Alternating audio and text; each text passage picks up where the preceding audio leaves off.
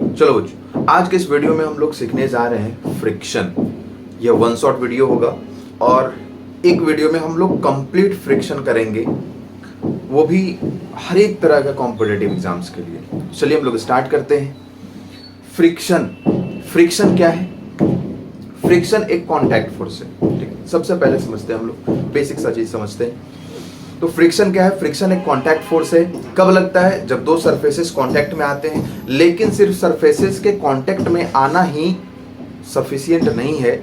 ऐसा नहीं कि दो सरफेस कांटेक्ट में है तो उनके बीच में फ्रिक्शन लग रहा है। यहाँ पर एक और चीज होनी चाहिए, और वो क्या है कि उनके बीच में या तो रिलेटिव स्लाइडिंग होना चाहिए या फिर रिलेटिव स्लाइडिंग का टेंडेंसी होना चाहिए। कहने का मतलब कि एटलीस्ट किसी वन सरफेस पे एक फोर्स लगना चाहिए, एक्सटर्नल फोर्स लगना चाहिए, जिससे कि वह फोर्स उनके बीच में रिलेटिव स्लाइडिंग कराना चाहे। जैसे कि यहाँ पे अगर कोई बॉडी रखा हुआ है,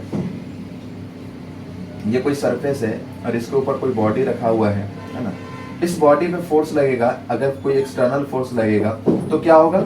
ये बॉडी इस सरफेस पे स्लाइड करना चाहेगा, इस सरफेस पे चलना चाहेगा। मतलब इस बॉडी के और इसके जो कांटेक्ट सरफेसेस हैं, कांटेक्ट सरफेसेस के बीच में क्या होगा? रिलेटिव स्लाइडिंग का टेंडेंसी होगा, या फिर वो रिलेटिव स्लाइडिंग हो सकता है अगर ज्यादा फोर्स लगेगा तो यहाँ पर क्या होता है? फ्रिक्शन फोर्स लगता है। एक अपोजिट डायरेक्शन में फोर्स लगता है, रिलेटिव स्लाइडिंग के अपोजिट डायरेक्शन में फोर्स लगता है, और उसे हम लोग क्या बोलते हैं?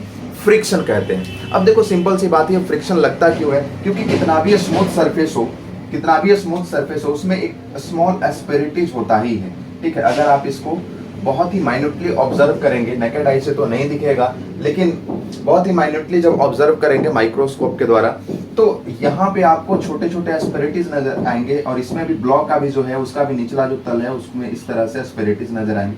तो एक तरह से जब ये ब्लॉक है रखा हुआ है, इसके ऊपर दो सरफेस जब एक दूसरे के ऊपर रखे हुए हैं, या दो सरफेस, एक सरफेस के ऊपर दूसरा सरफेस है, तो कहीं ना कहीं ये लॉक का काम करता है। यहाँ पे लॉक हो जाता है, और जब हम इसके ऊपर जब चलाना चाहते हैं इसको, ऊपर वाले सरफेस को, तो हमें इस लॉक को तोड़ना पड़ता है। इस लॉक को तोड़ने में फोर्स लगाने की जरूरत होती है, या अपोज करता है, और दैट इज वाई एक अपोजिट डायरेक्शन में फोर्स फिल करता है ऑब्जेक्ट, और उसे हम लोग फ्रिक्शन कहते हैं।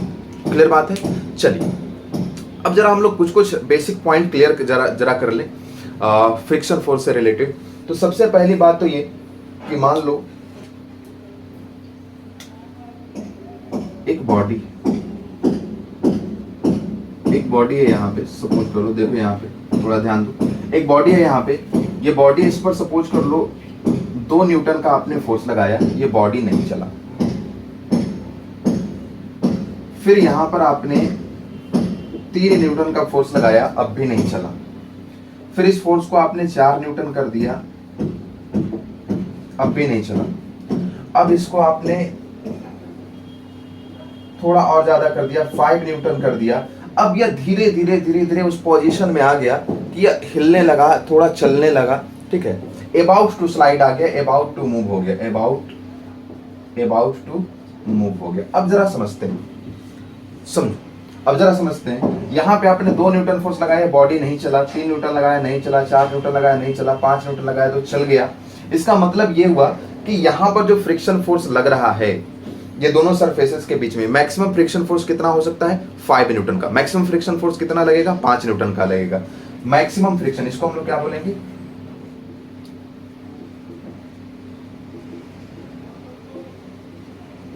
इसको हम लोग बोलेंगे मैक्सिमम फ्रिक्शन, या इसी को हम लोग बोलेंगे लिमिटिंग फ्रिक्शन, जो कि मैक्सिमम वैल्यू होता है। स्टैटिक फ्रिक्शन का मैक्सिमम वैल्यू जो होगा उसको हम लोग क्या बोलेंगे? लिमिटिंग फ्रिक्शन कहेंगे। यह स्टैटिक फ्रिक्शन का मैक्सिमम वैल्यू होगा। अब अगर मैक्सिमम स्टैटिक फ्रिक्शन के इक्वल फोर्स लग जाए, एक्सटर्नल फोर्स लग जाए, तो बॉडी क्या होगा? अबाउट टू स्लाइड होगा। लेकिन बात यह नहीं है, बात यहाँ पे है कि आखिर इन सब केसेस में बॉडी नहीं मूव कर रहा था, तो क्यों नहीं मूव कर रहा था? तो ऑब्वियस सी बात है, फ्रिक्शन फोर्स के कारण नहीं मूव कर रहा था। ठीक है, तो फ्रिक्शन फोर्स लगा कितना? क्या वो 5 न्यूटन लग रहा था हर एक केस में? नहीं। फ्रिक्शन फोर्स एक सेल्फ एडजस्टेबल फोर्स होता है। आप जितना फोर्स उस पर लगाएंगे, अपोजिट डायरेक्शन में वो उतना फोर्स लगाएगा। अगर आपके द्वारा लगाया गया फोर्स, अगर एक्सटर्नल फोर्स उसके लिमिटिंग फ्रिक्शन से कम या उसके बराबर है तो। इसका मतलब ये हुआ कि अगर यहाँ पे आपने 2 न्यूटन फोर्स लगाया है, एक्सटर्नल फोर्स यहाँ पे 2 न्यूटन है, तो फ्रिक्शन भी कितना लगा रहा है? यहाँ पे 2 न्यूटन लगा रहा है। फ्रिक्शन फोर्स भी 2 न्यूटन लगा रहा है, जिससे कि बॉडी रेस्ट में है, चल नहीं रहा है। यहाँ पर आपने 3 न्यूटन लगाया है, एक्सटर्नल फोर्स आपने 3 न्यूटन लगाया है, तो यहाँ पे फ्रिक्शन फोर्स भी कितना लगा है, Fs बराबर कितना लगा है, 3 न्यूटन लगा है, जिसकी वजह से ये ब्लॉक मूव नहीं कर रहा है।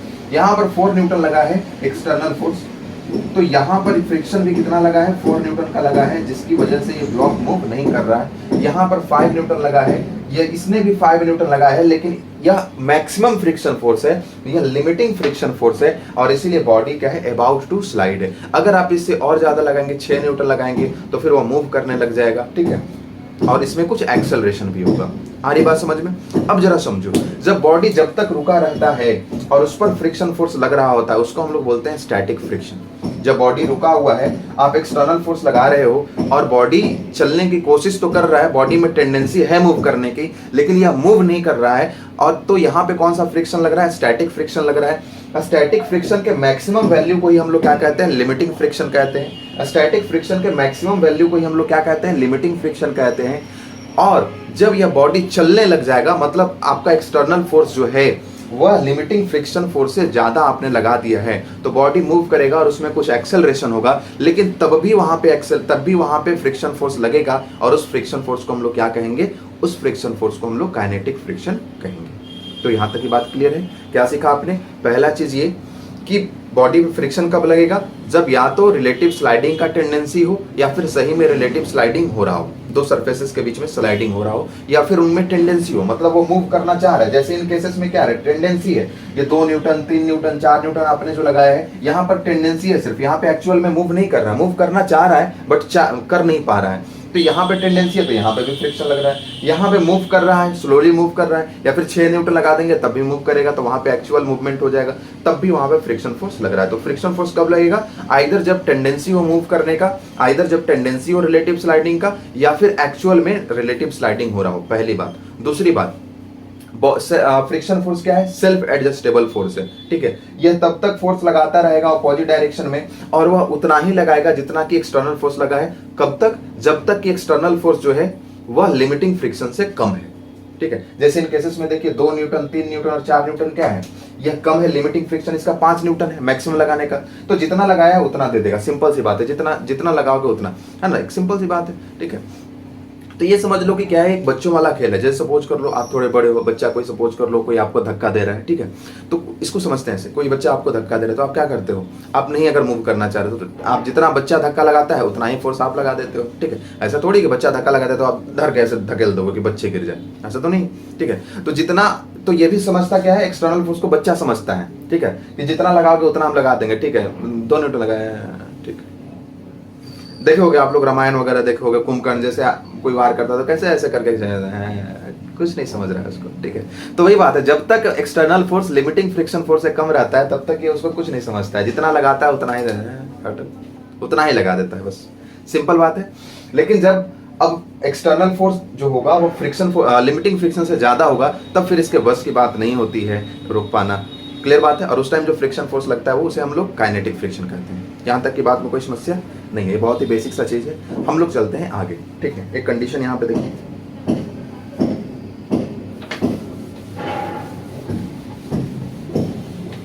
इसका मतलब इन केसेस से अगर हम लोग एक ग्राफ बनाना चाहें तो ऐसा बना सकते हैं। देखिए इनसे अगर हम एक ग्राफ बनाना चाहें एक्सटर्नल फोर्स और फ्रिक्शन फोर्स के बीच में, एक एक्सटर्नल है और ये फ्रिक्शन फोर्स है, ये फ्रिक्शन है, तो सपोज कर लो अगर आप 0 न्यूटन फोर्स लगाए थे, ठीक है, तो यहाँ पे फ्रिक्शन भी क्या था, 0, नहीं लगाएगा। अब सपोज कर लो थोड़ा सा फोर्स बढ़ा है तो ये भी थोड़ा बढ़ा, 2 न्यूटन लगाए थे तो 2 न्यूटन लगा देगा, ठीक है। सपोज कर लो यहाँ पे लिख देते हम लोग 1 2 3 4 5 6 7 8, ठीक है। यहाँ पर भी 1 2 3 4 5 6 7 8, है ना, ऐसा कर देते हैं। तो मान लो आपने 1 न्यूटन लगाया तो फ्रिक्शन भी कितना लगा देगा, 1 न्यूटन लगा देगा। आपने 2 न्यूटन लगाया तो फ्रिक्शन भी 2 न्यूटन लगा देगा। 3 न्यूटन लगाया हो तो 3 न्यूटन लगा देगा, ठीक है। 4 न्यूटन तो 4 न्यूटन, 5 न्यूटन तो 5 न्यूटन लगाया, ठीक है। तो यहां तक ये ग्राफ ऐसा बनेगा, ठीक है, इस तरह से बनेगा। इसके बाद क्या होगा, इसके बाद आप ऑब्जर्व करना, 5 न्यूटन के बाद मतलब लिमिटिंग के बाद क्या होगा, लिमिटिंग के बाद वह बॉडी मूव करना शुरू करेगा, और वहां पर फ्रिक्शन का वैल्यू थोड़ा क्या हो जाता है, कम हो जाता है। जब बॉडी मूव करने लग जाता है तो काइनेटिक फ्रिक्शन लगता है वहां पे, और तब फ्रिक्शन थोड़ा कम हो जाता है, लिमिटिंग वाले से थोड़ा कम हो जाता है। लिमिटिंग फ्रिक्शन मतलब मैक्सिमम स्टैटिक फ्रिक्शन से थोड़ा कम फ्रिक्शन लगता है। ऐसा इसलिए होता है, आपने खुद ऑब्जर्व किया होगा कि जब कोई बॉडी को मूव कराना होता है, कोई हैवी बॉडी को आप मूव करा रहे हैं तो उसको चलाना मुश्किल होता है। जब एक बार वो चलना शुरू कर देता है तो थोड़ा कम आपको अपोजिशन जो होगा, जो अपोजिट फोर्स लग रहा होगा, जो फ्रिक्शन फोर्स लग रहा होगा, वो थोड़ा कम महसूस होता है। ऐसा इसलिए होता है क्योंकि काइनेटिक फ्रिक्शन का कोफिशिएंट कंपैरेटिवली स्टैटिक फ्रिक्शन से थोड़ा कम होता है। वो हम लोग आगे देखेंगे। तो हमारा जो फ्रिक्शन होगा थोड़ा घट जाएगा, और अब इस तरह से, और अब एक कांस्टेंट फ्रिक्शन जो होगा वो मिलेगा। क्लियर बात है? काइनेटिक फ्रिक्शन, एक कांस्टेंट फ्रिक्शन आपको मिलेगा। तो ग्राफ जो होगा वो कुछ इस तरह से होगा। बॉडी जब मूव करने लग जाएगा तो काइनेटिक फ्रिक्शन लगेगा, और फिर काइनेटिक फ्रिक्शन चेंज नहीं होता है, काइनेटिक फ्रिक्शन का वैल्यू सेम रहता है। तो आपका अगर external force versus friction force का अगर ग्राफ ड्रॉ करना है तो कुछ इस तरह का होगा। क्लियर बात है? चलिए इसको समझिए अच्छे से, बढ़िया से। आगे हम लोग बढ़ते हैं और एक कंडीशन देखते हैं लिमिटिंग फ्रिक्शन वाला, जब बॉडी स्लाइड करने पे खुला हुआ है। जब बॉडी स्लाइड करने को, देखो ये मान लो कोई बॉडी, ये मान लो कोई बॉडी, ठीक। इस बॉडी पे कोई एक्सटर्नल फोर्स लग रहा है, एक एक्सटर्नल लग रहा है, और इसका जो कंडीशन है वो ये है कि बॉडी जो है अबाउट टू स्लाइड, बॉडी जो है वो अबाउट टू स्लाइड है, बॉडी चलने को है, बॉडी चलने को है। मतलब इसका मतलब ये कि यहां पर जो फ्रिक्शन फोर्स लगा है वह लिमिटिंग फ्रिक्शन लगा है। यहां जो फ्रिक्शन फोर्स लगा है वह लिमिटिंग फ्रिक्शन लगा है, मतलब एफएस मैक्स लगा है, मैक्सिमम फ्रिक्शन फोर्स लगा है। तभी तो बॉडी अबाउट टू स्लाइड है ना, तभी तो बॉडी अबाउट टू स्लाइड है। नहीं तो अगर एक्सटर्नल फोर्स मैक्सिमम फ्रिक्शन से कम लगे तो बॉडी अबाउट टू स्लाइड नहीं रहेगा, वो चलने को नहीं रहेगा, वो चुपचाप रुका रहेगा। अगर एक्सटर्नल फोर्स से ज्यादा लग जाएगा तो वो आराम से मूव कर रहा होगा, अबाउट टू स्लाइड नहीं होगा, मूव करने को नहीं रहेगा। अरे बस ठीक है। अब देखिए इसका फ्री बॉडी डायग्राम जब आप बनाइएगा तो ये तो एक्सटर्नल फोर्स है, यहां पर क्या लगेगा, नॉर्मल रिएक्शन लगेगा। यहां पर देखो एक फोर्स और कौन लग रहा होगा, नॉर्मल रिएक्शन, इसको आर बोल लो, नॉर्मल रिएक्शन बोल लो। तो यहां पर दो कॉन्टैक्ट्स, अगर हम लोग बात करें कॉन्टैक्ट फोर्स की, सरफेस फोर्स की, तो यहां पे दो फोर्स लग रहा है, एक तो फ्रिक्शन और दूसरा ये नॉर्मल। ये दोनों सरफेस के कारण लगा है, ये दोनों इस सरफेस के कारण लगा है, फ्रिक्शन भी और नॉर्मल रिएक्शन भी। तो अगर इन दोनों का हम रिजल्टेंट देखेंगे, नेट कॉन्टैक्ट फोर्स देखेंगे, तो वो इनके बीच में कहीं पे यहां पे होगा, ये कहीं पे होगा। देखो ध्यान से समझो, ध्यान से समझो, ध्यान से समझो। ये क्या होगा, ये नेट कॉन्टैक्ट फोर्स होगा, यह नेट कॉन्टैक्ट फोर्स होगा। नेट कॉन्टैक्ट फोर्स कहने का मतलब यह नॉर्मल रिएक्शन का और फ्रिक्शन का रिजल्टेंट होगा। क्लियर बात? और इसका इस नॉर्मल से कुछ एंगल बन रहा होगा, हमने मान लिया इसको लैम्डा। हमने क्या मान लिया इसको, लैम्डा बोल दिया। हमने क्या मान लिया इसको, लैम्डा मान लिया। Net contact force normal reaction से कितना एंगल बना रहा है, लैम्डा एंगल बना रहा है। ठीक है, आ रही बात समझ? बढ़िया से देखो, एक बार ऑब्जर्व करो इसको, देखो फिर बताते हैं। ठीक है, कर लिया ऑब्जर्व। चलिए इसको हमने क्या बोला, लैम्डा बोला। अब यहां पे देखते हैं tan लैम्डा, यहां पे लैम्डा क्या है, लैम्डा को हम लोग बोलेंगे बच्चों एंगल ऑफ फ्रिक्शन। लैम्डा को हम लोग क्या बोलेंगे, एंगल ऑफ फ्रिक्शन। ध्यान रहिए कंडीशन कौन सा है, बॉडी अबाउट टू स्लाइड है। कंडीशन देखो, body about to slide. Experimentally यह देखा गया, एक्सपेरिमेंटल वैल्यू है tan lambda is equals to mu होगा। यहां पे म्यू क्या है, म्यू कांस्टेंट है, जिसको हम लोग बोलेंगे, म्यू को हम लोग बोलेंगे कोफिशिएंट ऑफ, यहां म्यू एस बोल लीजिए, mu S coefficient of static friction. ये एक वैल्यू होगा ये कांस्टेंट वैल्यू होगा किसी भी सरफेस के लिए, किसी भी कॉन्टैक्ट सरफेस के लिए। तो म्यूएस क्या है, कोफिशिएंट ऑफ स्टैटिक फ्रिक्शन होगा। ठीक है, आ रही बात समझ में? इसका मतलब ये, चलिए जरा हम लोग इस ट्रायंगल में चलते हैं, थोड़ा हम लोग ट्रायंगल बना लेते हैं यहाँ। देखिए इसका मतलब ये कि हम लोग आते हैं इस ट्रायंगल में, इस ट्रायंगल में चलो इसका नाम दे दो ओ ए बी, या आर है सपोज कर लो, ये आर है यहाँ। तो यहाँ पर क्या होगा, ये एफ एस मैक्स के बराबर होगा। देखो ये वाला और ये वाला क्या होंगे, दोनों इक्वल होंगे ना, ये और ये। ठीक है, और ये तो आर है। यहाँ पर mg बना लीजिए, एक और फ्री बॉडी डायग्राम यहाँ पे बनाएगा, तो नीचे क्या लग रहा होगा, mg लग रहा होगा। आ रही बात समझ में? यहाँ पर mg लग रहा होगा, नीचे की तरफ ब्लॉक पे फ्री बॉडी डायग्राम बनाया ना हम लोग, तो यहाँ पे क्या लग रहा होगा, नीचे की तरफ mg लग रहा होगा। चलिए आते हैं हम लोग बात करते हैं। इसका मतलब tan lambda is equals to क्या है भाई, म्यूएस है। tan लैम्डा का वैल्यू क्या है, म्यूएस है। इसका मतलब tan लैम्डा, इस ट्रायंगल में आते हैं, tan लैम्डा का वैल्यू रखिए, तो लैम्डा ये है एंगल, इसका ये वाला r क्या है, बेस है, और ये वाला क्या है, परपेंडिकुलर है। ये वाला किसके बराबर होगा, इसके इक्वल होगा। तो इसका मतलब tan लैम्डा का वैल्यू क्या हो जाएगा, परपेंडिकुलर। परपेंडिकुलर कहने का मतलब एफ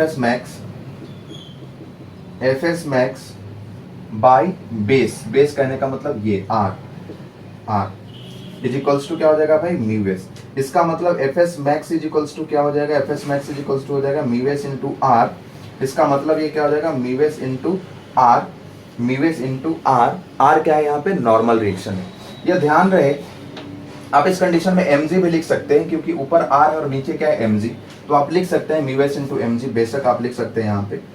तो एक हमेशा ये याद रहना चाहिए आपको, म्यूएस इंटू आर या म्यूएस इंटू एन भी कह सकते हैं आप इसको, नॉर्मल रिएक्शन को।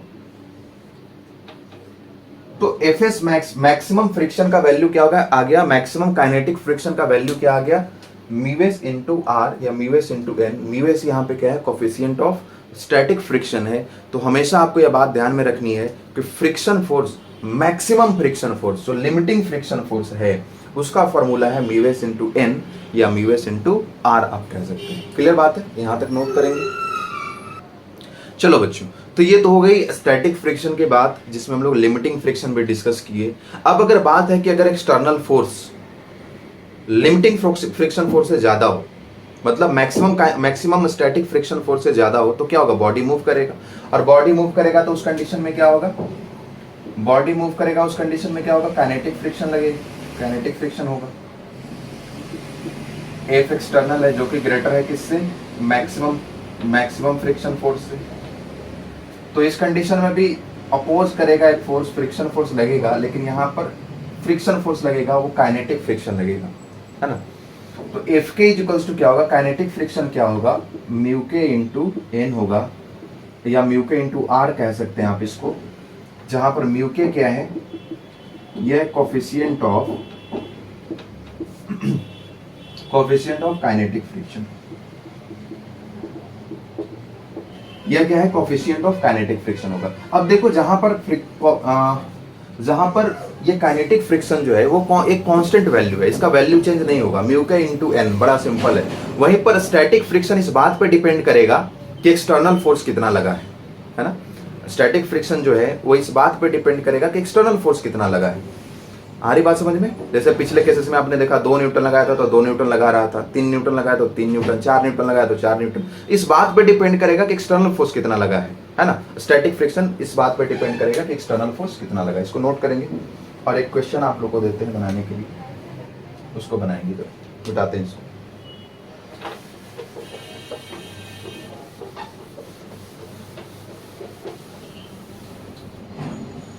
पॉज करके इसको बनाएंगे जल्दी से, तुरंत आंसर मत देखने लग जाना कि सॉल्व हुआ।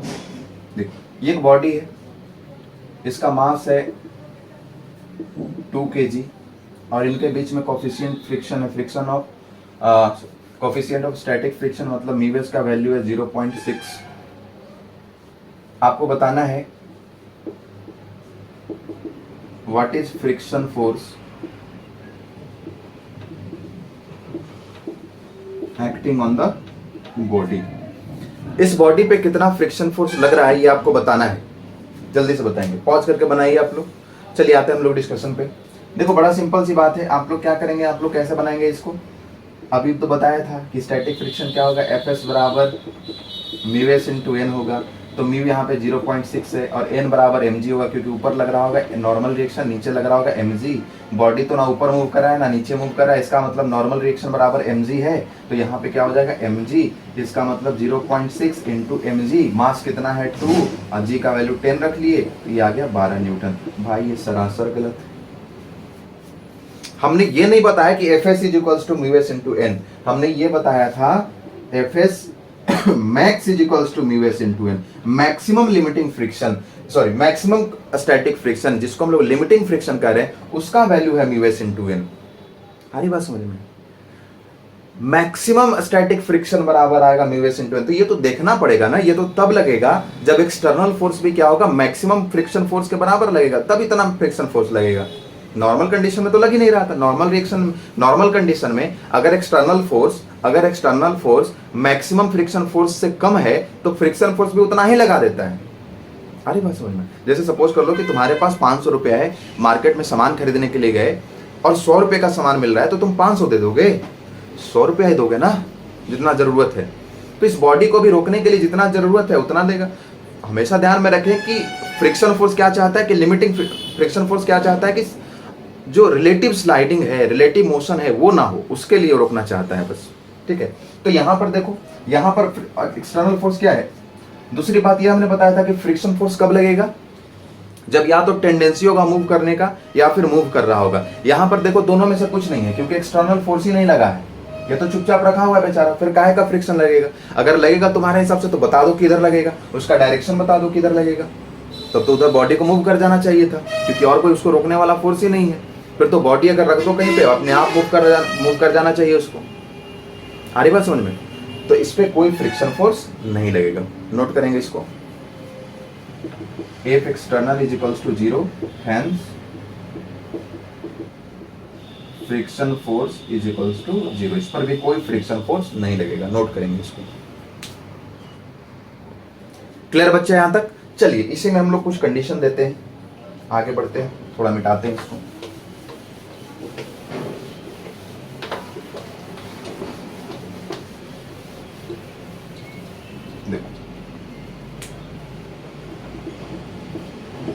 Acting on the body. अब मान लो कि इस पर हम फोर्स लगा रहे हैं, सपोज कर लो बच्चा, फोर्स लगा रहे हैं हम लोग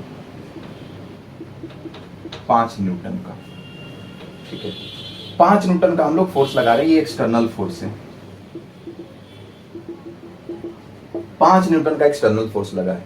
अब बताओ इस पर कितना फ्रिक्शन फोर्स लगेगा? फ्रिक्शन फोर्स तो इसको अपोज करेगा, फ्रिक्शन फोर्स तो पीछे लगेगा, इसको अपोज करेगा। ये नहीं चाहेगा। फ्रिक्शन क्या चाहता है?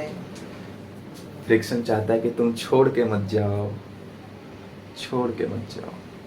फ्रिक्शन क्या चाहता है? फ्रिक्शन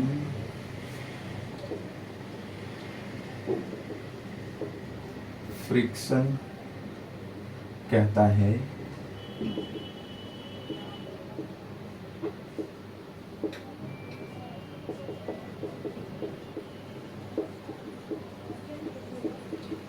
तू छोड़ के ना जा, छोड़ के ना जा तू। ठीक है, फ्रिक्शन कहता है। तो देखेंगे यहां, अब देखो ये 5 न्यूटन का फोर्स लगा है, एक्सटर्नल फोर्स 5 न्यूटन का लगा। ठीक है भाई, फ्रिक्शन देखते हैं कितना लगेगा। तो इसके लिए हम क्या करेंगे, सबसे पहले ये चेक करेंगे कि मैक्सिमम फ्रिक्शन कितना लग सकता है। तो देखो, तो एफ एस मैक्स कितना लग सकता है? एफ एस मैक्स ये लग सकता है म्यू एस इंटू एन, मतलब क्या हो जाएगा mu S into M G, क्योंकि नॉर्मल बराबर क्या होगा एम जी होगा।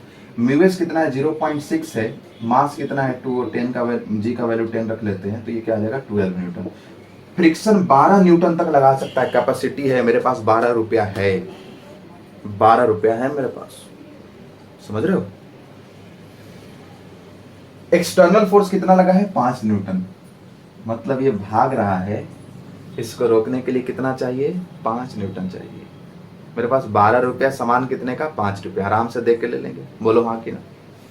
तो ये 5 न्यूटन फोर्स लगा रहा है, 5 न्यूटन फोर्स इस पे लग रहा है। क्या होगा, फ्रिक्शन धड़ाक से 5 न्यूटन इधर लगा देगा और इसको रोक लेगा। तो यहाँ पर फ्रिक्शन फोर्स बराबर क्या लगेगा एफ एस, स्टैटिक फ्रिक्शन क्या लगेगा यहाँ पे 5 न्यूटन लग जाएगा। क्यों लगेगा? क्योंकि एक्सटर्नल फोर्स जो है एफ एक्सटर्नल जो है वह लेस देन है किससे, एफ एस मैक्स से। क्लियर बात है। तो जितना चाहेगा उतना मिल जाएगा, लगा दे, रोक ले। इसी पे बच्चों, इसी पे सपोज कर लो ये 5 न्यूटन लगा था। अब सपोज कर लो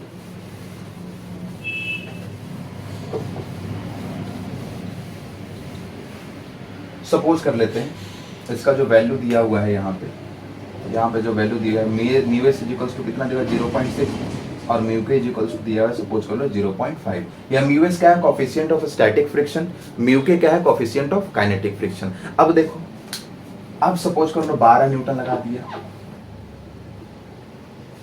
12 न्यूटन। इसकी आंखों में आंसू, मज्जा। फिर चेक करेगा कितना लग सकता है, मैक्सिमम फ्रिक्शन कितना लगा सकता है, मैक्सिमम फ्रिक्शन लगा सकता है म्यू एस इंटू एन, मतलब कितना हो जाएगा, maximum friction 0.6 into M G हो जाएगा। ये मतलब कितना हो जाएगा 0.6 इंटू मास कितना, मास 2 इंटू 10 मतलब 12 न्यूटन। 12 न्यूटन मैक्सिमम फोर्स लगा सकता है और यहां पर भी 12 न्यूटन लगाया है। हाथ पकड़, पैर पकड़ ले, मत जा। और जितना कैपेसिटी है उतना लगा देगा 12 न्यूटन। बोलो हाँ कि नहीं। तो इस कंडीशन में फ्रिक्शन फोर्स क्या होगा, friction force is equals to क्या होगा, मैक्सिमम फ्रिक्शन के इक्वल हो जाएगा, क्योंकि इतना ही इसका ताकत है लगाने का। 12 न्यूटन यह फोर्स लगा देगा, क्योंकि एक्सटर्नल फोर्स भी क्या है 12 न्यूटन लगाया है, तो उसके बराबर यह लगा देगा। यह कंडीशन होगा बॉडी अबाउट टू स्लाइड का, बॉडी अबाउट टू स्लाइड का, बॉडी स्लाइड करना चाहेगा, क्योंकि एक्सटर्नल फोर्स भी उतना ही है जितना कि मैक्सिमम फ्रिक्शन फोर्स है। अब फ्रिक्शन फोर्स में दम नहीं रहा, आखिरी प्रयास किया हाथ गोड़ पड़ने का, जहां जाना था वहां गया। मान जाओ मत जाओ, आखिरी मौका दे दो, प्लीज प्लीज। लेकिन पत्थर दिल इंसान ये माना नहीं। 12 न्यूटन से भी ज्यादा अगर फोर्स लगेगा, यहां पर देखो सपोज कर लो 20 न्यूटन का फोर्स लगा दिया, 20 न्यूटन का फोर्स लगा दिया। अब देखो मैक्सिमम फ्रिक्शन कितना लग सकता था, म्यू एस इंटू, इससे ज्यादा ताकत नहीं है इसका कुछ करने का। आखिरी प्रयास कर लिया। म्यू एस इक्वल्स टू क्या हो जाएगा 0.6 इंटू एन मतलब एम जी, 2 इंटू 10 मतलब 12 न्यूटन लग गया। लेकिन यहां पर जो एक्सटर्नल फोर्स है, एक्सटर्नल फोर्स वो ज्यादा है मैक्सिमम फ्रिक्शन से। अब इसके बस की बात नहीं रही रोकने की, चला गया। लेकिन प्रयास तो करेगा ही, रोकना तो चाहेगा ही, ठीक है। अब इसका हिम्मत टूट गया, जान गया कि अब नहीं रुकेगा। वो जो आखिरी प्रयास था रुकने का, रुक जाओ, आखिरी दम लगाए हुए था, झपट करके चला गया। थोड़ा हिम्मत टूट जाता है, फोर्स थोड़ा कम हो जाता है, पकड़े रहता है, लेकिन मत जाओ मत जाओ। तो यहां पर क्या होगा, काइनेटिक फ्रिक्शन लगेगा। काइनेटिक फ्रिक्शन एक्ट्स हियर, और काइनेटिक फ्रिक्शन एफ के इज इक्वल्स टू क्या हो जाएगा बच्चे, mu K into N. Mu के कितना, म्यू के कहने का मतलब 0.5 और एन कहने का मतलब mg, मतलब हो जाएगा 0.5 इंटू एम जी। मास कितना 2, g का वैल्यू 10, तो यहां पर होगा 0.5 इंटू 2 1 मतलब 10 न्यूटन। अब 10 न्यूटन फ्रिक्शन इस पर लगेगा और 10 न्यूटन ही हमेशा आगे तक लगता जाएगा। क्लियर बात है, आया है समझ में 100%। तो फ्रिक्शन का खेल समझ में आ गया, कैसे फ्रिक्शन लगता है, कितना लगता है, कब कैसे लगेगा, आया समझ में 100%। चलिए नोट कीजिए इसको। चलो बच्चों, तो अभी तक का जो कॉन्सेप्ट आपने सीखा, वहां से अब कुछ बातें सामने आ गई है, जिससे हम लोग लॉज ऑफ फ्रिक्शन को यहाँ पे डिस्क्राइब कर सकते हैं कि फ्रिक्शन के लॉज क्या है, फ्रिक्शन के नियम क्या हैं। ठीक है, तो लॉज ऑफ फ्रिक्शन की हम लोग बात करेंगे यहाँ पे बच्चों, लॉज ऑफ फ्रिक्शन की हम लोग बात करेंगे यहाँ पे। तो सबसे पहली बात ये कि फ्रिक्शन जो है वो एक नंबर का आवारा है। फ्रिक्शन जो है उसका कोई वजूद नहीं है, फ्रिक्शन का कोई वजूद नहीं है, है ना। एक नंबर का दिलफेंक इंसान है, ठीक है, इंसान नहीं है वैसे, ठीक है, मतलब वो कहीं भी एडजस्ट हो जाता है, ठीक है, वो कहीं भी एडजस्ट हो जाएगा। तो सबसे पहला में आप लोग लिखेंगे friction, friction is self adjustable, है ना, कहीं एडजस्ट हो जा रहा है, किसी के साथ भी एडजस्ट हो जा रहा है। फ्रिक्शन फोर्स जो है सेल्फ एडजस्टेबल। आपने देखा 2 न्यूटन लगा तो 2 न्यूटन लगा दिया, 3 लगाया तो 3 लगा दिया, 4 लगाया तो 4 लगा दिया। इस वाले केस में आपने देखा 5 था तो 5 लगा दिया, 12 था तो 12 लगा दिया, ठीक है, एकदम एडजस्ट। हाँ ठीक है, ठीक है, हम एडजस्ट हो जाएंगे। तो पहली बात ये। दूसरी बात ये कि फ्रिक्शन जो बच्चों एरिया पे डिपेंड नहीं करता है। फ्रिक्शन फोर्स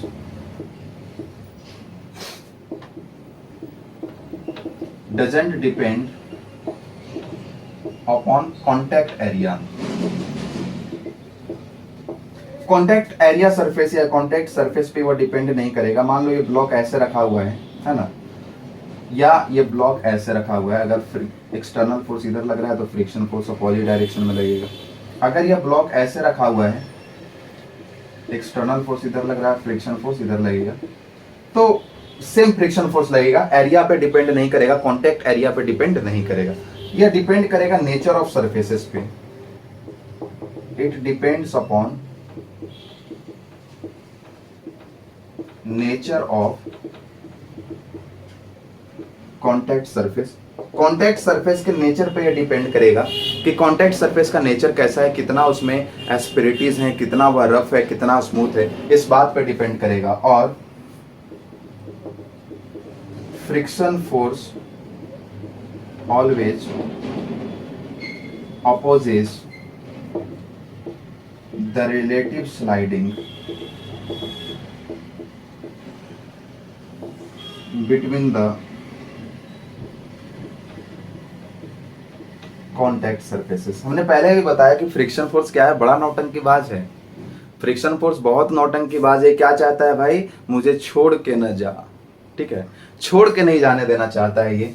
फ्रिक्शन फोर्स हमेशा चाहता है कि रिलेटिव स्लाइडिंग को अपोज करे। जैसे देखेंगे यहाँ पे, जैसे मान लीजिए ये सरफेस है, यहाँ पे बॉडी है, यहाँ पे एक्सटर्नल फोर्स लगा है, ठीक है, तो एक्सटर्नल फोर्स लगा है तो क्या होगा, इस पे फ्रिक्शन किधर लगेगा, बॉडी पे फ्रिक्शन किधर लगेगा, अपोजिट डायरेक्शन, है ना, बॉडी पे अपोजिट डायरेक्शन में लगेगा। वही अगर सरफेस पे किधर लगेगा, सरफेस पे, सरफेस पे, सरफेस पे, देखिए सरफेस पे इधर लगेगा।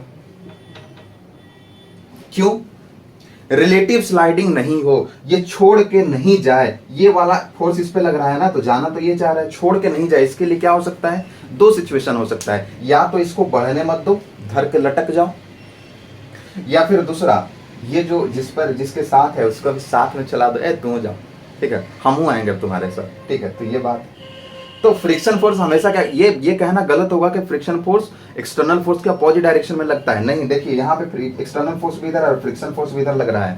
सारी बात समझ में, यह हमेशा यह ध्यान में रखना है कि फ्रिक्शन फोर्स का डायरेक्शन उधर होगा जिधर वो अपोज करना चाहेगा रिलेटिव स्लाइडिंग को। क्लियर बात है, ऐसे, ठीक है। जैसे ये वाला कंडीशन देखते हैं, मान लो ये सरफेस ऑब्जेक्ट है, इसके ऊपर एक दूसरा ऑब्जेक्ट है, ये वाला अगर स्मूथ है और ये वाला रफ है, ये ए मान लिया और इसको बी, एक्सटर्नल फोर्स मान लो इस पर लगा, एक एक्सटर्नल इस पर लगा, ठीक है। तो ये क्या होगा, ए इसको छोड़ के जाना चाह रहा है, तो फ्रिक्शन क्या करेगा, ए को बोलेगा कि ए रुकता है, ठीक है। तो ए पर जो फ्रिक्शन लगेगा बच्चों, ए पर जो फ्रिक्शन लगेगा वो पीछे की डायरेक्शन में लगेगा, और वहीं बी पर फ्रिक्शन क्या चाहेगा कि बी वाला भी साथ जाए। बहुत भलाई करता है फ्रिक्शन, ठीक है, साथ नहीं छूटे इसके लिए हर प्रयास करता है। तो बी पर किधर लगेगा भाई, बी पर लगेगा आगे की तरफ फ्रिक्शन। आया समझ में, ऐसे नोट कीजिए। अच्छा, बी वाला ब्लॉक उधर बन गया क्या, बी वाला चलो यहाँ पे बना देते हैं। बी वाला पे किधर लगेगा फ्रिक्शन, बी वाला पे आगे लगेगा, ठीक है। क्योंकि फ्रिक्शन नहीं चाहता है संबंध टूटे, फ्रिक्शन नहीं चाहता है कि रिलेशन टूटे, फ्रिक्शन चाहता है कि रिलेशन में रहे, बंधा रहे, दोनों साथ साथ रहे।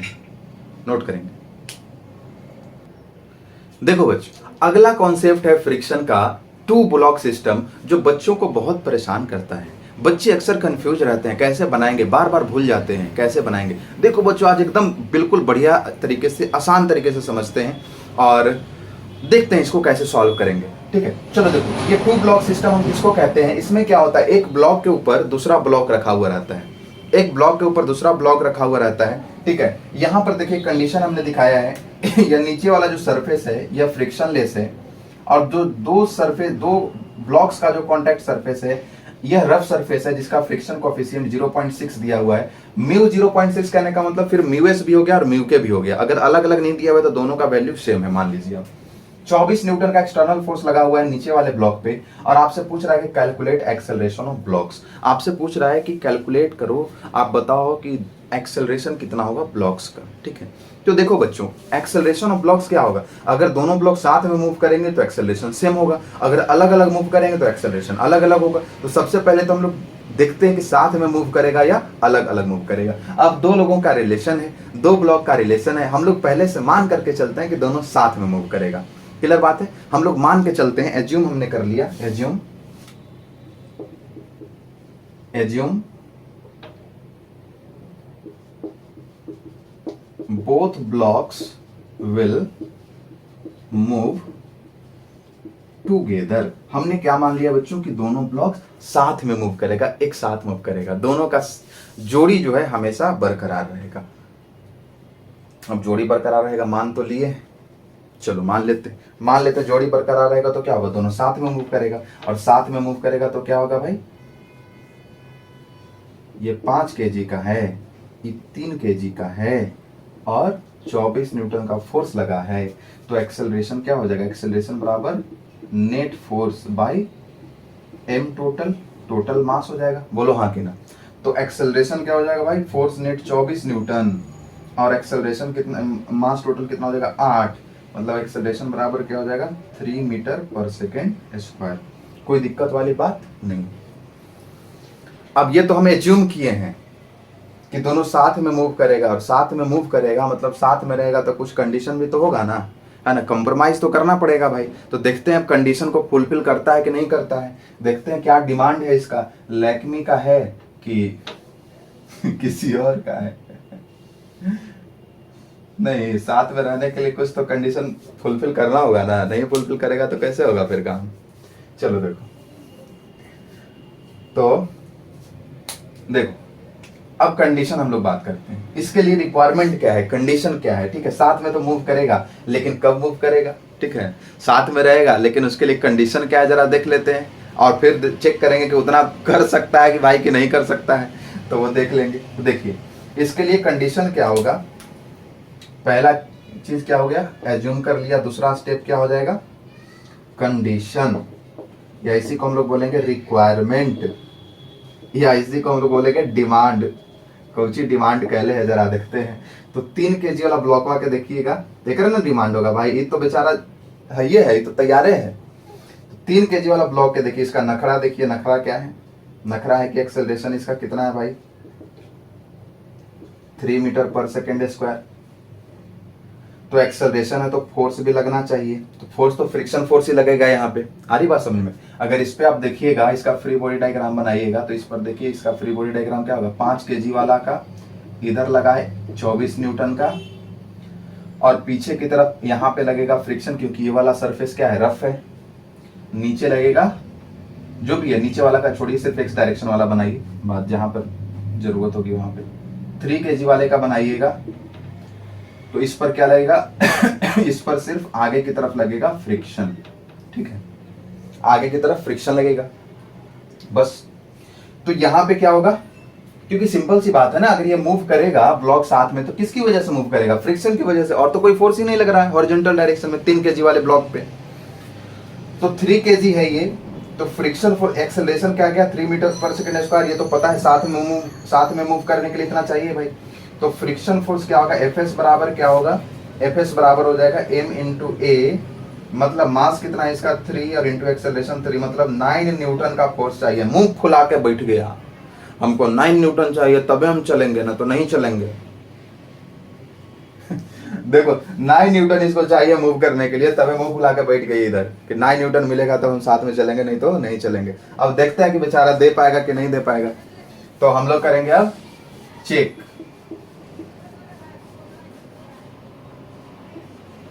चेक करेंगे। अब एक अक्षर में हम स्पेलिंग को गलत भुला जाए, चेक करेंगे कि 9 न्यूटन देगा कि नहीं देगा। अब देखिए जरा, देखिए एफ एस मैक्सिमम चेक कीजिए कि मैक्सिमम कितना फ्रिक्शन फोर्स लग सकता है। एफ एस मैक्स बराबर क्या हो जाएगा बच्चे, mu S into N.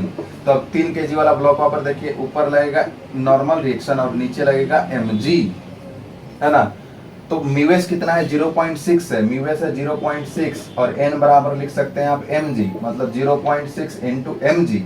M कितना है बच्चे 3 और जी का वैल्यू 10 रख दीजिए तो 18 न्यूटन। अरे पैसा वाला है नहीं 18 न्यूटन लगा सकता है मैक्सिमम। रिक्वायरमेंट कितना का है, 9 न्यूटन का, तो आराम से दे देगा। अरे काय में फुलाई हो लो ना, ठीक है, तो आराम से दे देगा 9 न्यूटन। तो 9 न्यूटन दे देगा आराम से, तो आराम से मूव करेगा दोनों साथ हंसी खुशी, ठीक है। तो क्या होगा, एफ एस जो रिक्वायर्ड है, एफ एस जो रिक्वायर्ड है बच्चों, जितना इसका डिमांड है वह कम है किससे, एफ एस मैक्स से, मैक्सिमम फ्रिक्शन से। मतलब जितना उसको डिमांड है वो खजाना से कम है, ठीक है। तो आराम से दे देगा कि चलो भाई काहे मुंह फुलाइयो, साथ में चलो, ठीक है, रुसो मत। तो इसका मतलब क्या हो जाएगा, इसका मतलब ये हो जाएगा कि both blocks will move together. दोनों ब्लॉक्स क्या होंगे बच्चे, साथ में मूव करेंगे। और जब साथ में मूव करेंगे तो क्या होगा, साथ में मूव करेंगे तो एक्सेलरेशन दोनों का सेम होगा, and that is equal to 3 metre पर सेकेंड स्क्वायर। कोई दिक्कत वाली बात नहीं है, हंसी खुशी एकदम, ठीक है, हैप्पी एंडिंग हो गया साथ में एकदम। आइस गर्दा नोट कीजिए। देखो बच्चा, फिर दो की लड़ाई है, फिर इसको समझाओ, ठीक है, फिर इसको सॉल्व करो। देखो फिर झगड़ा सॉल्व करो। देखो एक 8 kg का है, देखो 2 kg का है, 50 न्यूटन का फोर्स लगाया, ये भागना चाह रहा है ना। अब देखो इसमें एक्सेलरेशन ऑफ ब्लॉक कैलकुलेट कीजिए कि कितना एक्सेलरेशन होगा। आइए सबसे पहला काम क्या, हम लोग भाई आशावादी हैं, ठीक है ना, हम लोग एज्यूम करके चलेंगे कि दोनों साथ में मूव करेगा, तो दोनों साथ में चलेगा, साथ साथ चलेगा। तो पहला क्या किया, assumption, assume both blocks will move together. दोनों साथ में चलेगा भाई, साथ में चलेगा तो एक्सेलरेशन क्या हो जाएगा, एक्सेलरेशन ऊपर है 50 न्यूटन टोटल फोर्स और टोटल मास कितना हो जाएगा 10 kg, मतलब 5 मीटर पर सेकेंड स्क्वायर। साथ में चलेगा तो 5 मीटर पर सेकेंड स्क्वायर दोनों का एक्सेलरेशन होगा। तो ये तो तब की बात है जब साथ में चलेगा। अब ये छोटका डिमांड लेकर देख लेते हैं, सुन लेते हैं इसका कितना डिमांड है। तो सेकेंड केस क्या है बच्चों, डिमांड अपना, डिमांड क्या है, 2 kg है ही, ठीक है ना, 2 kg की है। और इसका एक्सेलरेशन कितना, एक्सेलरेशन है 5 मीटर पर सेकेंड स्क्वायर। अगर साथ में मूव करेगा तो देख लेते हैं फ्रिक्शन कितना चाहिए इसको। फ्रिक्शन लगेगा आगे की तरफ और फ्रिक्शन की वजह से ही तो साथ में चल पाएगा, ठीक है ना। अगर देखिएगा तो ये जो 8 kg वाला ब्लॉक है, इसका फ्री बॉडी डायग्राम इधर लगा 50 न्यूटन और पीछे क्या लगेगा, फ्रिक्शन। और ये जो 2 kg वाला है, 2 kg वाला, इस पर तो आगे की तरफ फ्रिक्शन लगेगा और इसी की वजह से तो साथ में मूव कर पाएगा तो कर पाएगा, नहीं कर पाएगा तो नहीं कर पाएगा, ठीक है। तो फ्रिक्शन बराबर क्या होना चाहिए, एफ एस बराबर क्या होना चाहिए बच्चे, एम इंटू ए। मास कितना है 2 और एक्सेलरेशन 5, मतलब 10 न्यूटन। डिमांड सुना दिया ही, हमको 10 न्यूटन चाहिए तब हम साथ में चलेंगे, न तो नहीं चलेंगे चलो देखो, तो 10 न्यूटन इसको मिलेगा तभी ये चलेगा, नहीं तो नहीं चलेगा। अब देखते हैं, चेक करते हैं उसका भाई कितना दे सकता है ना। तो देखते हैं, चेक करेंगे। F S max is equals to क्या हो जाएगा, mu S into N. Mu S कितना है, म्यू एस है 0.2 into N. Normal reaction 2 kg वाले पे कितना लगेगा भाई, 2 kg वाले पे ऊपर नॉर्मल लगेगा, नीचे mg, तो इंटू mg कर लीजिए। तो 0.2 दिख रहा है ना mg, हाँ ठीक, चलिए थोड़ा दिक्कत हो रहा है। मतलब क्या हो जाएगा 0.2 इंटू mg कहने का मतलब मास कितना है 2 इंटू 10।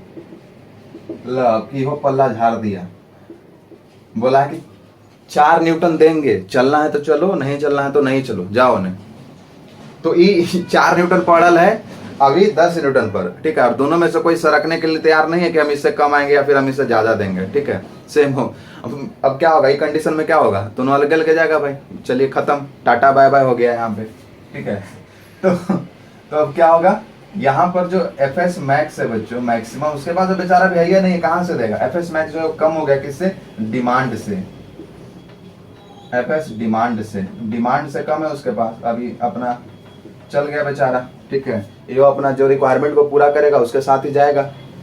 तो अब इस कंडीशन में क्या होगा, दोनों अलग अलग मूव करेंगे, both blocks will move separate, है ना, अलग अलग मूव करेंगे। तो अलग अलग अब कितना मूव करेंगे देख लीजिए, बड़ा वाला ब्लॉक को देख लीजिए, बड़ा वाला ब्लॉक जो है 8 kg का है, इस पर इधर लगा है 50 न्यूटन, पीछे की तरफ इस पर फ्रिक्शन लगेगा, कितना फ्रिक्शन है भाई, कितना फ्रिक्शन लगा, 4 न्यूटन लगेगा, 4 न्यूटन, क्योंकि काइनेटिक और स्टैटिक वाला यहाँ पे तो कॉन्सेप्ट है नहीं, दोनों में सेम है, लगेगा तो काइनेटिक फ्रिक्शन ही, लेकिन म्यू के अलग दिया हुआ नहीं है तो सेम लगेगा। तो इस पर लिख लीजिए एक्सेलरेशन बराबर क्या हो जाएगा, F net divided by M, तो नेट फोर्स कितना हो जाएगा 50 माइनस 4 डिवाइडेड बाई मास 8, मतलब ये कितना हो जाएगा, 50 में से 4 गया तो कितना 46/8 मीटर पर सेकेंड स्क्वायर। सॉल्व कर लीजिएगा इसको। और रही बात इसकी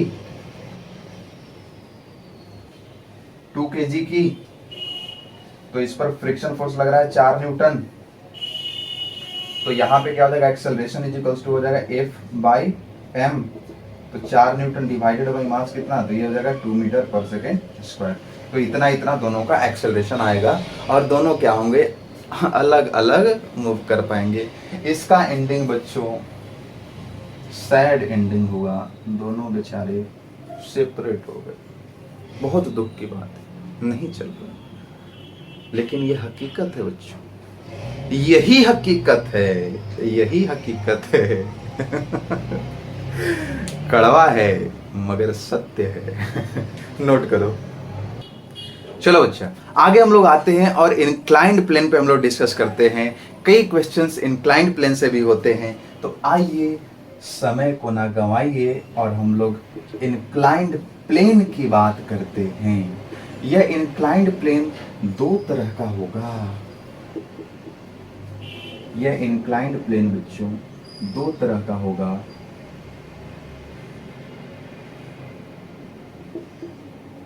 एक तो हम लोग मान लेते हैं यह फ्रिक्शन लेस इंक्लाइंड प्लेन है। पहला क्या है बच्चों, फ्रिक्शन लेस इंक्लाइंड प्लेन है, इसकी हम लोग बात कर लेते हैं। यह एक बॉडी है जिसका मास क्या है, m है।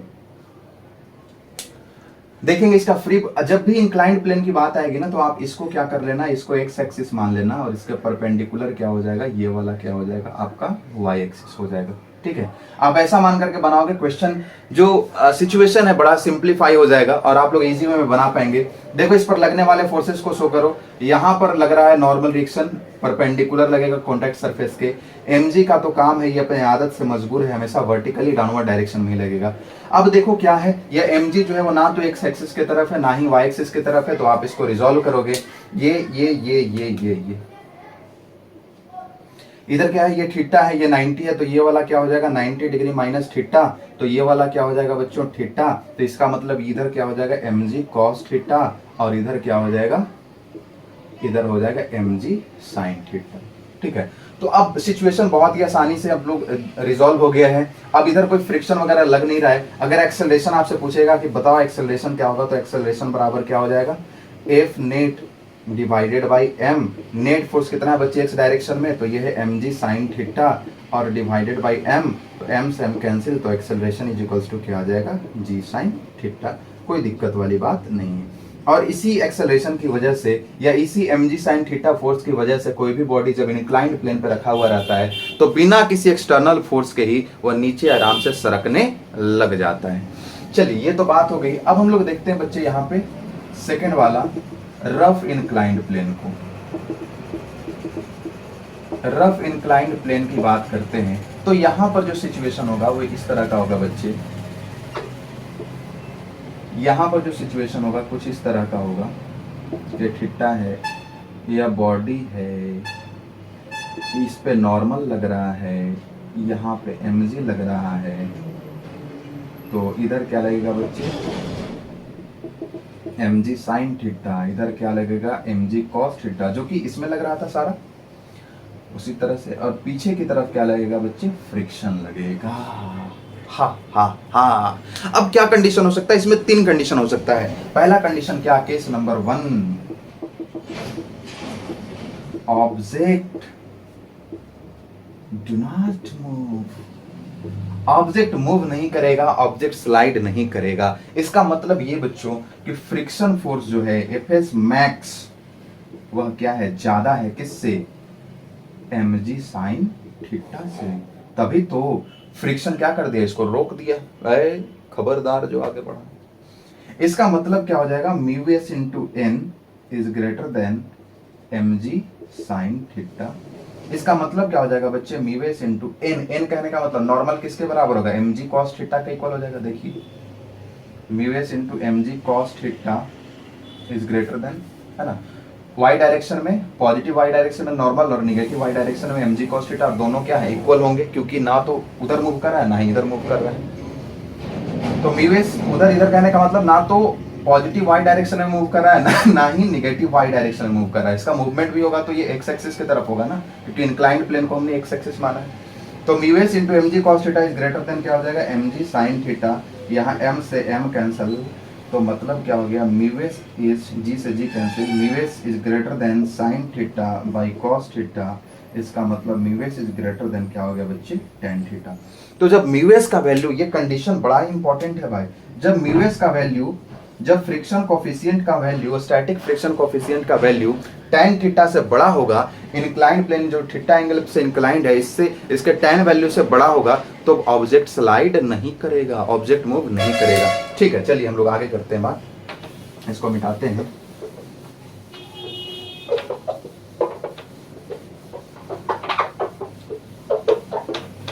केस नंबर 2 की हम लोग बात करेंगे, केस नंबर 2 की हम लोग बात करेंगे, ऑब्जेक्ट अबाउट टू मूव या ऑब्जेक्ट अबाउट टू स्लाइड। इस केस में क्या होगा बच्चे, ये वाला मैक्सिमम फ्रिक्शन का वैल्यू mg sin थीटा के बराबर हो जाएगा। यही तो कंडीशन होता है ना ऑब्जेक्ट अबाउट टू स्लाइड का, है ना। तो इसका मतलब ये हो जाएगा fs max is equals to mg sin theta. इसका मतलब क्या हो जाएगा, mu S into N is equals to mg sin theta. इसका मतलब क्या हो जाएगा बच्चे, mu S into mg cos theta is equals to mg sin theta. मतलब m से m कैंसिल, g से g कैंसिल, म्यू एस बराबर क्या हो जाएगा बच्चे, tan थीटा। तो जब म्यू एस का वैल्यू tan थीटा के इक्वल हो जाए तो बॉडी क्या होगा, अबाउट टू स्लाइड होगा। और केस नंबर 3 की भी हम लोग बात कर लेते हैं,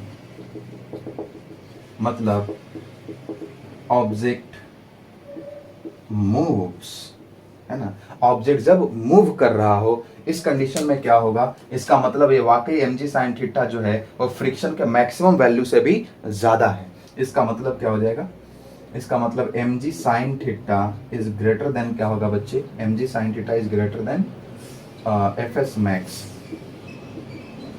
fs max। इसका मतलब क्या हो जाएगा, इसका मतलब हो जाएगा mg sin theta is greater than mu S into N, मतलब mg sin theta is greater than mu S into mg cos theta, m cancel, g cancel, मतलब ये कि tan theta is greater than mu S, मतलब इसका reverse वाला condition.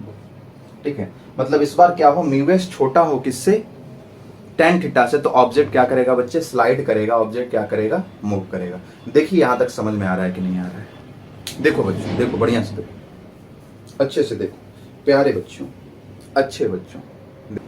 देखो बच्चों, अगर ऐसे कंडीशन में आपको एक्सेलरेशन कैलकुलेट करने के लिए बोले, जब ऑब्जेक्ट स्लाइड कर रहा है या फिर ये जो रफ इंक्लाइंड प्लेन है, उस कंडीशन में अगर आपसे पूछे कि बताओ भैया ऑब्जेक्ट का एक्सेलरेशन कितना होगा, तो एक्सेलरेशन इज इक्वल्स टू क्या हो जाएगा, एक्सेलरेशन बराबर क्या हो जाएगा बच्चे, F net divided by M. तो एक्सेलरेशन बराबर क्या होगा, एफ नेट, एफ नेट कहने का मतलब इसको चलाने वाला फोर्स क्या है, mg sin थीटा, और पीछे लग रहा है फ्रिक्शन, और जब चलेगा तो काइनेटिक फ्रिक्शन लगेगा, तो kinetic friction divided by m, मतलब a इज इक्वल्स टू हो जाएगा बच्चे mg sin theta minus f के बराबर क्या हो जाएगा, mu K into n divided by m, मतलब a बराबर हो जाएगा mg sin theta minus mu के, नॉर्मल बराबर क्या हो जाएगा, mg sin theta divided by m। आप चाहें तो यहाँ से m कैंसिल भी कर सकते हैं कॉमन लेकर के, तो m कैंसिल हो जाएगा, मतलब एक्सेलरेशन इज इक्वल्स टू आ जाएगा बच्चे g sin theta minus mu K into जी, एक काम कर लो, जी को आप लो, जी साइन थीटा को आप क्या कर लो, कॉमन भी ले सकते हो।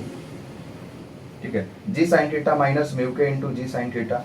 ठीक है, तो यहाँ पे काम कर लो, sorry sorry sorry sorry, M G cos theta है ना, एम जी कॉस थीटा। ठीक है, हाँ, तो आप जी को कॉमन ले सकते हो, तो क्या हो जाएगा, sign theta minus mu K into cos theta, ये आ जाएगा आपका एक्सेलरेशन, या जी sine theta minus mu K into जी कॉस थीटा, ऐसा भी बोल सकते हो। क्लियर बात है यहां तक की? चलो, मुझे पूरा उम्मीद है आप लोगों को समझ में आया होगा। ठीक है, चलिए देखिए, समझिए बढ़िया से, और हम लोग एक क्वेश्चन करते हैं बच्चों। देखो देखो बच्चों, एक सिचुएशन दिया हुआ है, एक ब्लॉक है जिसका मास एम के जी है, ये एम के जी का ब्लॉक है, और म्यू दिया हुआ है यहाँ पे 0.8, म्यू कहने का मतलब वो म्यू एस भी है और म्यू एन भी है। इंक्लाइन प्लेन है, 30 डिग्री वैल्यू दिया हुआ है इसका, इंक्लाइन प्लेन कहता है कैलकुलेट एक्सेलरेशन ऑफ ब्लॉक। देखो एक्सेलरेशन का हमने फॉर्मूला बताया हुआ है, ए इज इक्वल्स टू क्या हो जाएगा बच्चे, G into sine theta minus mu K into cos theta. यहाँ पर तो म्यू के और म्यू एस दोनों सेम है, तो जी इंटू साइन थीटा का वैल्यू क्या हो जाएगा, 30 डिग्री है तो 1/2 माइनस म्यू के कहने का मतलब 0.8 इंटू कॉस थीटा का वैल्यू क्या हो जाएगा √3/2। ठीक है, यहाँ से क्या आ जाएगा, जी का वैल्यू 10 रखेंगे, एक्सेलरेशन आ जाएगा, है ना। रुको थोड़ा सब्र करो, ठीक है ऐसे ही देख के मत बना देना ऐसे। ठीक है, सबसे पहले देखो कि ये मूव करेगा कि नहीं करेगा। देखो tan theta is equals to 30 degree, मतलब tan 30 का वैल्यू क्या हो जाएगा भाई, 1/√3, मतलब 1.7, 1 डिवाइडेड बाई 1.732, जो कि कम है किससे, कुछ आया समझ में? मतलब यहां पे क्या है, tan theta is less than mu S या म्यू, तो ब्लॉक विल नॉट स्लाइड।